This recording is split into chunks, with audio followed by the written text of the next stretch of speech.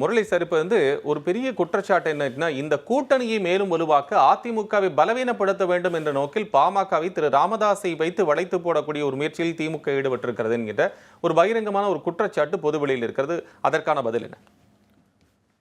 திராவிட முன்னேற்ற கழகம் யாரை நம்பியும் இல்லை, யாரை நம்பியும் நாங்கள் ஆட்சி நடத்தவில்லை.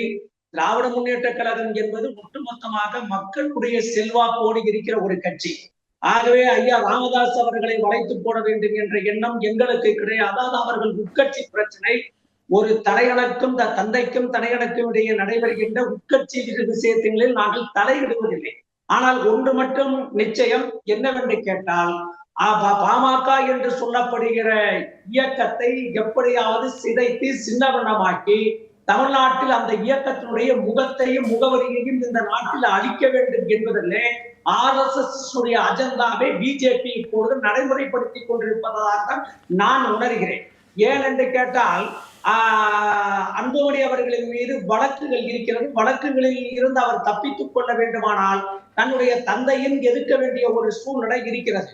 நல்லதோ கெட்டதோ என்னை பொறுத்தளவு ஐயா மருத்துவர் அவர்கள் ஒரு சமூக நீதி போராளியாக இருந்து அந்த சமுதாயத்து மக்களுடைய உயர்வுக்கு தன்னுடைய உடலையும் வருத்தி கொண்டு பாடுபட்டவர் என்பதிலே எல்லளவும் முனையளவும் மாற்றம் கிடையாது. அதனால்தான் ஐயா அவர்கள் நேற்று கூட பூம்புகாரில் நடைபெற்ற அவர்கள் மகளிர் மாநாட்டில் அழகாக சொன்னார், இதோ பாருங்கள், இந்த சமுதாயத்திற்கு 20% இடஒதுக்கீட்டை கொடுத்து 108 சாதிகளை இந்த நாட்டில் வாழ வைத்த பெருமை நம்மளுடைய முத்தமிழறிஞர் தலைவர் கலைஞர் அவர்களுக்கு சாரும். ஆகவே அதே போல அவருடைய தனையன் முத்துவேல் கருணாநிதி ஸ்டாலின் அவர்களும் ஜாதிவாரி கணக்கெடுப்பை நடத்த வேண்டும் என்று ஒரு வேண்டுகோளை விடுத்திருக்கிறார் என்று சொன்னார். அதே கோரிக்கை தான் அன்புமணி அவர்கள் வைக்கிறார். அதே கோரிக்கை தான் அன்புமணி வைக்கிறார். இன்னும் சொல்ல போனால் திரு அன்புமணி அவர்கள் வைத்திருந்த அந்த அவர் கூட்டிய பொதுக்குழுவில் ஒரு 5-6 தீர்மானங்களை தவிர்த்து மீதம் இருக்கக்கூடிய ஒரு 14, 13, 14 தீர்மானங்களும் திமுகவை எதிர்த்து தான் இருக்கக்கூடிய மக்கள் விரோத ஏற்காத திட்டங்களை எல்லாம் நிறைவேற்றி வருகிறது என்றெல்லாம் கடுமையான விமர்சன பார்வை இருக்கிற. ஒரு பக்கம் சாஃப்ட் கார்னர், இன்னொரு பக்கம் ஒரு ஹார்ட் கார்னர் இருக்க முடியுதுல்ல? நீங்க நல்லா சொன்னீங்க. 4-5 தீர்மானத்தை அவர் எழுதி வைத்து 16 தீர்மானங்களை திமுக மீது கடுமையாக கண்டனத்தை தெரிவித்திருக்கிறார் என்று சொல்லியிருக்கிறார்கள். அந்த 4 தீர்மானம் மட்டும்தான் அன்புமணியினுடைய தீர்மானம். அந்த 16 தீர்மானம் யாருடைய தீர்மானம் என்றால், அவருக்கு இப்பொழுது முதலாளியாக இருக்கிறார் அல்லவா அமித்ஷா அவர்கள் எழுதி கொடுத்த தீர்மானத்தை அப்படியே அவருடைய பொதுக்குழுவிலே வைத்திருக்கிறார். அது மட்டுமல்ல, அந்த பொதுக்குழுவிலே நடந்ததை பார்த்தீர்களானால் நம்மளுடைய மருத்துவர் ஐயா அமர வேண்டிய நாற்காலியில் ஒரு துண்டு போட்டு வைத்திருக்கிறார். அந்த துண்டை மட்டும் அன்புமணி அவர்கள் ஒரு முறைக்கு பல முறை உத்து பார்த்தால் அது துண்டாக தெரியாது. பாட்டாளி மக்கள் கட்சியை துண்டு போட்டார் அல்லவா அமித்ஷா, அவருடைய ஞாபகம் தான் எங்களுக்கு வருகிறது.